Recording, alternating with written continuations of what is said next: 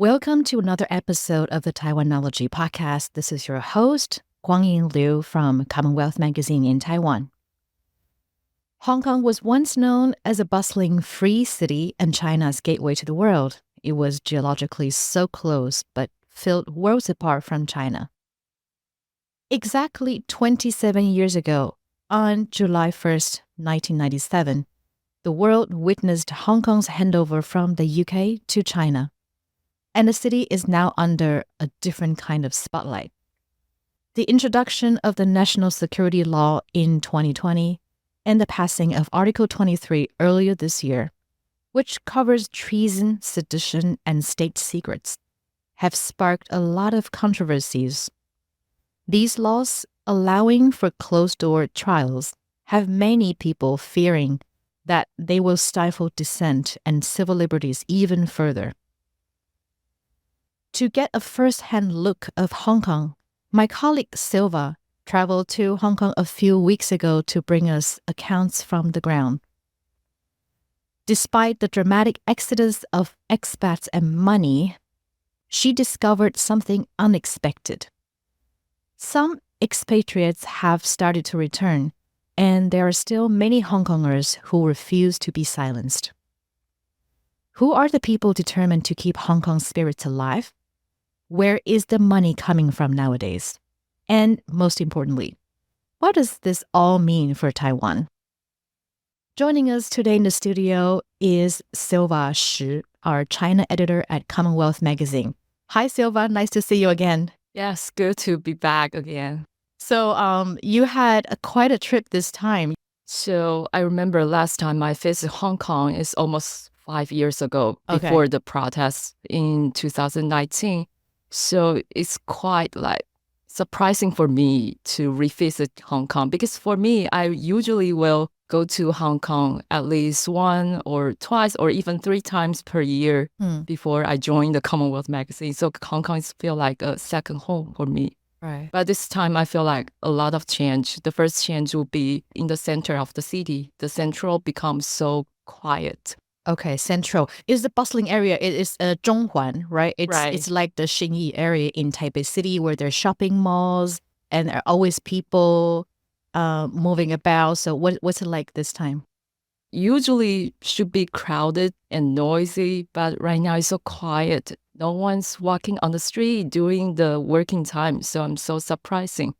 And that's for the biggest change I felt. And the other thing is, you can usually see the so-called 鬼佬, the Western foreigner, like walking in the central and dressing expensive suits.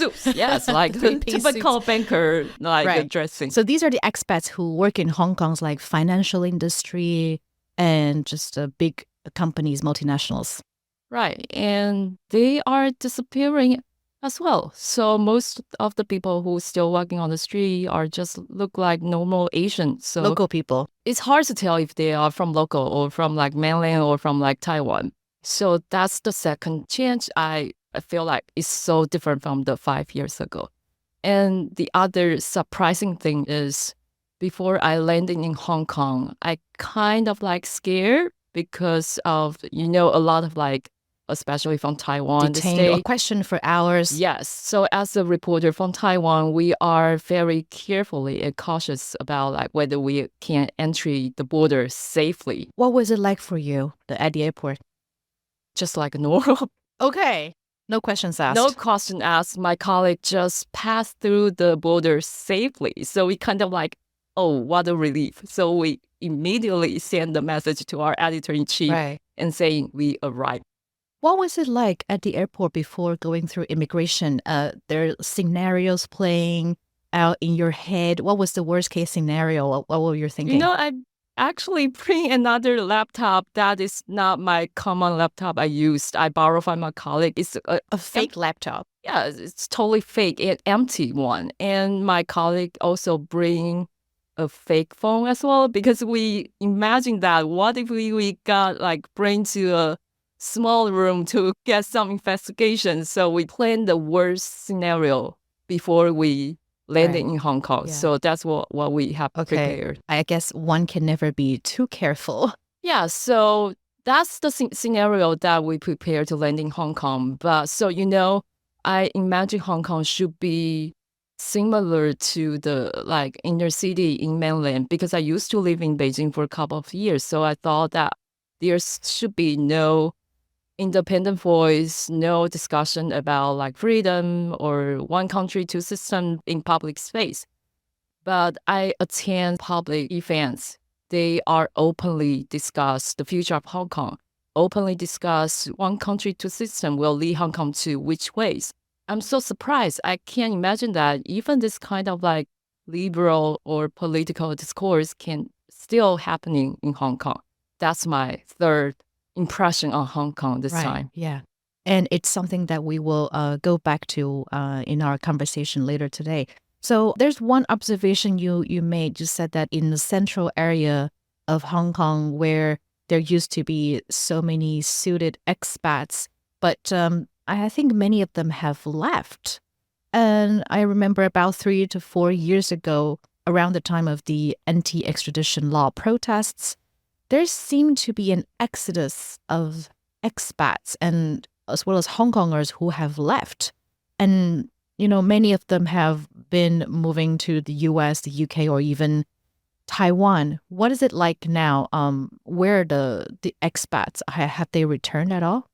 Like you said, they left in the past few years, but as we arrived, we asked the same stuff, like, where's the foreigner? Where's are those expats on the street?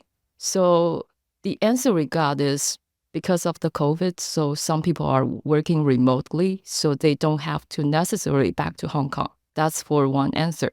And the other answer would be people are coming back again, especially after the Lunar New Year, because it's very hard for Taiwanese to imagine that. In Taiwan, we kind of like in a COVID-free society. A lot of people, especially expats, leave Hong Kong in 2023. So if the COVID is end and all of the lockdown policies ended, so they are back again. So this is the new scenario in Hong Kong we've seen. So many of them are back because the COVID period has ended. And is it because that Hong Kong is still a very important gateway for the Chinese market? That's really an interesting question, and that's the biggest inquiry we brought on our mind before we land in Hong Kong. So what we've seen is our interviewees will tell us if we compare with other financial hubs or other regions in the world, Hong Kong still represents a big player in today's financial map. Mm-hmm. So it's really hard to neglect the influence of the Hong Kong as a financial hub. Right, yeah. As a matter of fact, I had a conversation with the general manager of China Trust Bank, which is a Taiwanese bank group. And they also told me something similar to what you said. So they have a subsidiary in Hong Kong, and that's representing really a bulk of their dealings and where the revenues are coming from. And to our surprise, he said that the past few years, people think that all the money will leave Hong Kong and Hong Kong will be less important as a financial hub. And he said, totally not the case. So this is my next question about money. What we have been reading is that Beijing has tightened its grip on Hong Kong, and many people, including money, have relocated to Singapore. So I remember reading a lot of stories 2 years ago. Even Taiwanese people are setting up family offices in Singapore. They are planning to move their operations from Hong Kong to Singapore. Is it true? What's the situation now? So the trend of moving money from Hong Kong to Singapore is like a continuous story in the past, I would say, 5 years. Not only because of the COVID or Beijing tightened its grip on Hong Kong, because originally, remember Beijing once announced the common prosperity policy, 共同富裕.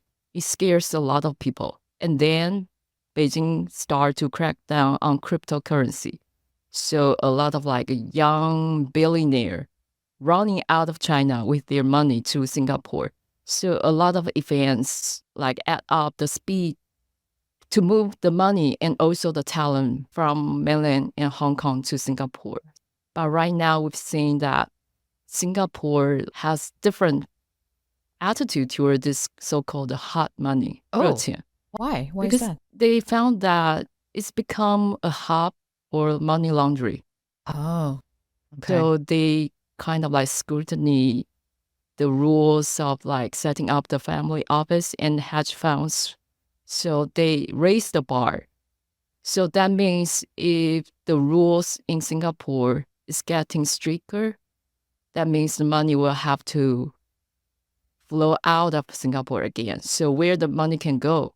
Hong Kong. Yes. The next best place. Yeah. So it wouldn't be Hong Kong, either or option between Hong Kong or Singapore. It become more diversified. I see. Yes. Is Taiwan an option? If Taiwan opened up its capital market. Okay, so I guess it's a no. Right. So it looks like, yes, there has been an exodus of money and talents to Singapore, but it's becoming a little bit oversaturated, and Singaporean government is doing something to crack down on crimes and cryptocurrency. But that's very interesting because a few years ago, I remember when people were talking about Singapore being a safe haven for cryptocurrency. And okay, maybe Taiwan can work hard in taking that title from Singapore. We're going to take a short break now. When we come back, we're going to hear about Silva's experience talking to the freedom fighters who are still keeping Hong Kong's voice heard.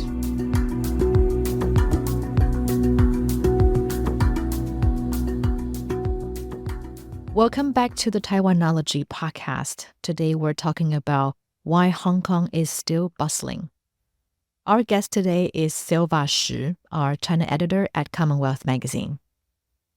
And what's more interesting that Silva, you have mentioned before, that there's still some people in Hong Kong who dare to talk about Hong Kong's future under the one country, two systems, 一国两制. And that really sounds very surprising.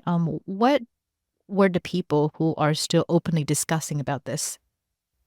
I think the prominent player, especially who are still like making their voice be heard, would be the journalists. It's kind of like surprising because we've seen so many crackdown on the media landscape in the past few years. But there are still like independent media working very hard on Hong Kong issue. So we pay some visit to the local like journalism professor and also the independent media organization like Hong Kong Free Press. They all tell me that do not use politics as an excuse to not doing journalist's job. I think that's the gist of their spirit. So they are still working on like vertical issue. They know the red line. The red line is do not talk about like Hong Kong independent. Do not talk about that Beijing crossed the line or Beijing doesn't have the right to rule Hong Kong. But other than those red line, they can investigate like the court. They can investigate like different kind of like crimes. This story cannot be done in mainland, but they are still able for these journalists based in Hong Kong to do some investigation. So there are still rooms. So they're trying to protect this safe room to do more their journalist job on that. I think that's the spirit of that. So I talked to Tom Grundy. He's the founder of the Hong Kong Free Press. He's the so-called Gui Lao. He's from the UK, but Right. he still like choose to leave Hong Kong and choose to do the hardest job as a journalist, as an editor-in-chief in Hong Kong. I asked him like, why do you want to stay here? You even leave. I mean, you don't have to stay here. But he said Hong Kong is his home. So the way he produced news today, he will be more carefully, not let the government to cut up any like excuse to find them. they think they are more follow the traditional rule of the practicing journalism. So I think that's still have some space left in Hong Kong. Right. This is inspiring because one would think that maybe the national security law in place, it's like an axe that's going to fall on your head anytime. Journalists would just give up and do something else. But I think it's really inspiring to know that there are still people who are working to tell the important stories and even do investigative stories like crime and maybe the legal system. And Silva, I'm also curious. I heard that besides Hong Kong, you also went to some neighboring cities. What was life on the ground like for a Hong Konger? That's really an interesting trip for us this time because we saw a lot of story and also the article on the social media, especially 小红书. They all saying the same like lifestyle that the Hong Konger like Shenzhen during the weekend to shop, to eat, to do everything there. How far is Shenzhen from Hong Kong? How to get there? There are multiple ways to travel from Hong Kong to Shenzhen. Either you can drive by yourself or you can take the subway. How long does it take to drive? Depending on like how fast you drive. I mean, usually take around like a 30 to 40 minutes-ish. Oh, that's super close. Yes. If you take subway, it takes around like within 50 minutes. But this time, my colleague and I, we took the high-speed rail. So it only took 14 minutes. 14? Yeah, 14 minutes Wow. from Hong Kong, Shih to Shenzhen. So we don't have time to take a nap. It's so close. Yeah, so it's close. It's like a one subway stop away. Right. So when we arrived Shenzhen, the thing is, we trying to experience how Hong Kongers spend their weekend in Shenzhen. So we doing everything that looks like a tourist. Like first, we went to the Sam's Club, which is a wholesale... Sam's Club? Yeah. It's a shopping mall? Kind of like a Costco in Shenzhen. But only in Shenzhen? It's a U.S.-run like wholesale market. Okay, I see. So Sam's Club, they sell a lot of like cheap stuff like grocery and food. So when we went there, I even applied for a membership card in order to get in there. Okay. Once we arrive in Sam's Club, wow, tons of like Hong Konger.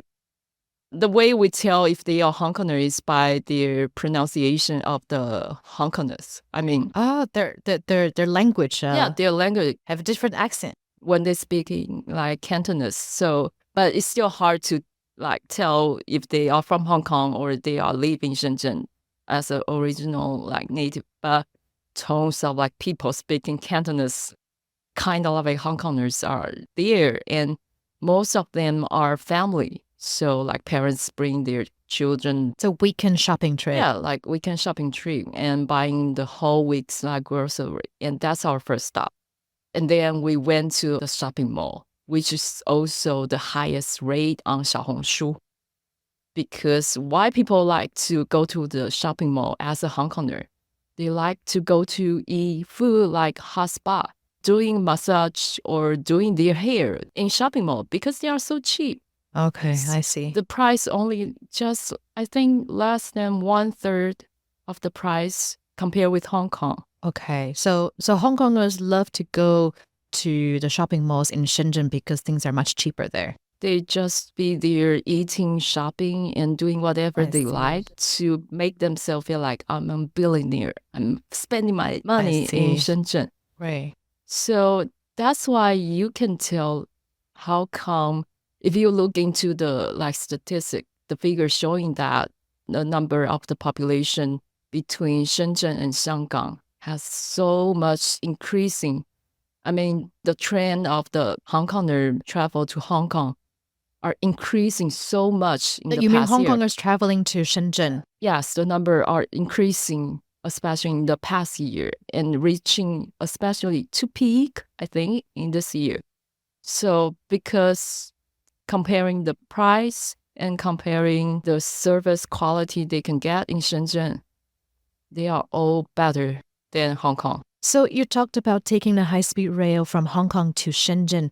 When did the high-speed rail start? So the Hong Kong West Kowloon station built in 2018. So it means the high-speed rail from Hong Kong to Shenzhen already run for at least 4 years. Mm-hmm. Right, yeah. 5 to 6 years. Yes. Yeah, so I think this really speaks to the level of integration that's expected from Beijing.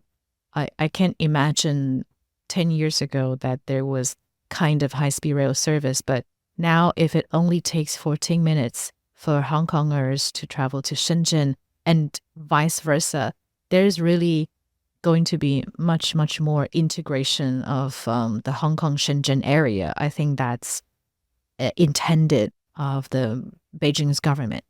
Right. Okay, yeah. So, and what did you eat in Shenzhen? We went to eat the coconut chicken the hot pot. Hot pot. The Coconut hot pot. chicken hot pot. Right. So what was it like? Is it spicy that's the cuisine from Hainan province, not from the Guangdong province. But I don't know why a lot of Hong Kongers went to Shenzhen like to have this special hot pot. Okay. Was it good?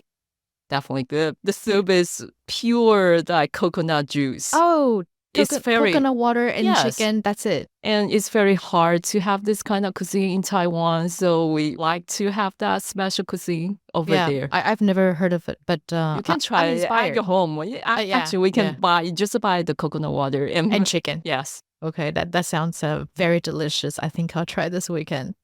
Right. And we have talked enough about Hong Kong and Shenzhen, and I can't help but want to ask the question, what does this all mean for Taiwan? Because I think in the past, we used to think that will Taiwan be like Hong Kong in the future? What do you think this all means? So if we look into two different ways from the capital flow perspective, the reason why a lot of foreign investors get out of Hong Kong, one of the reasons because they foresee the potential of the war between the cross-strait. So they fear that what if the China invade Taiwan? What if the war really happened? The U.S. definitely will use sanctions against China and Hong Kong. At that time, their money will get stuck in Hong Kong. So the reason why most of the foreign capital are moving out of Hong Kong in the past few years because they foresee this kind of crisis will be happen. So that's the reason that Taiwan also influenced Hong Kong's in capital way. But the other thing is, don't forget the one country, two system. The system is designed by Deng Xiaoping, the China previous party leader. The reason why he designed the system is trying to using Hong Kong as a gateway, as experimental, as an example for Taiwan to solve the so-called Taiwan problem, to unite it with Taiwan. So if the one country system failed on Hong Kong, that means that this system will probably not work for Taiwan as well.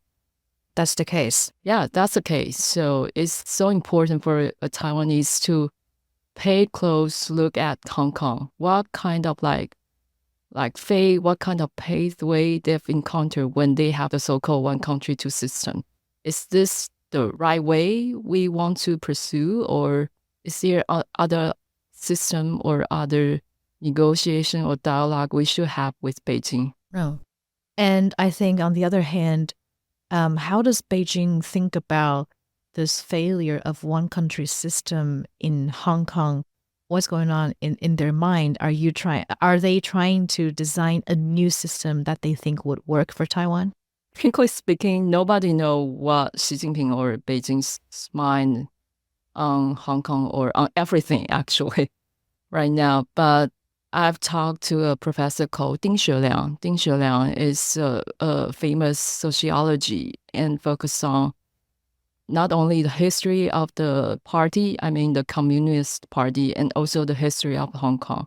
When I talked to him, if the one country, two system doesn't work right now, so what's the goal and what's the purpose for Beijing to look at Hong Kong? What's the Hong Kong's role right now? Yeah.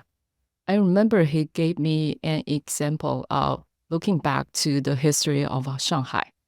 So during the 1949, in Taiwan, we call that 上海沦陷. The fall of Shanghai. Yeah, but from Beijing perspective, it's the triumph of Shanghai. It's a liberation of Shanghai. Right.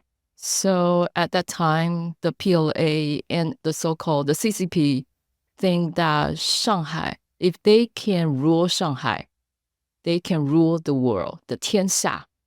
The history of the Shanghai also applies to Hong Kong. If they can rule Hong Kong, that means they can rule 天下. So that's a metaphor. We've seen it's very hard and very difficult for Beijing to running Hong Kong as it used before. I mean, so probably Beijing will have a hard time to rule the 天下. Mm-hmm.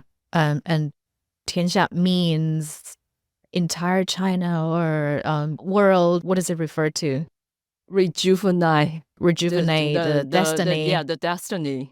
中华伟大复兴. It's pretty hard to translate this big word. It's hard. So I think I've been contemplating what the future will be like for Hong Kong.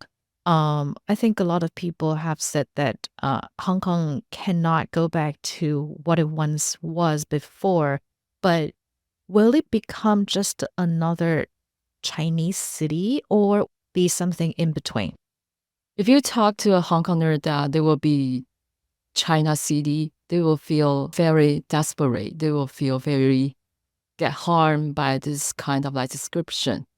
But the truth is, as long as mainland tighten up its control on capital flow, Hong Kong will still play a role for China to connect the world. Right. So the truth is, Hong Kong becomes part of China, but it will not like Shanghai, will be not like Beijing or any other city in mainland. It will have a particular role, but with Chinese character. I see, right. Hong Kong is no longer the Hong Kong that we have known for a long time. But I think the best way to put it is that it was once the world's Hong Kong. Now it's China's Hong Kong. Correct. Yeah. Hong Kong still has its special place, but it has a different boss now. Yes. I guess that's what we have learned from your story. Thank you very much, Silva, for coming into the studio today. For your sharing today, I feel both a little bit sad, but at the same time, a little bit inspired, and I can't wait to read your cover story. So thank you, Silva. Thank you for having me. Okay. This wraps up today's episode. If you enjoyed our conversation, please take a moment to leave us a review or shoot us an email. Check out CommonWealth's English website for Silva's in-depth report on the metamorphosis of Hong Kong. Our next episode will be available July 23rd. Special thanks to our producers, Weiru Wang, and our editor, Billy Wu. I'm your host, Kwangyin Liu. Follow Taiwanology wherever you get your podcasts. Talk to you soon.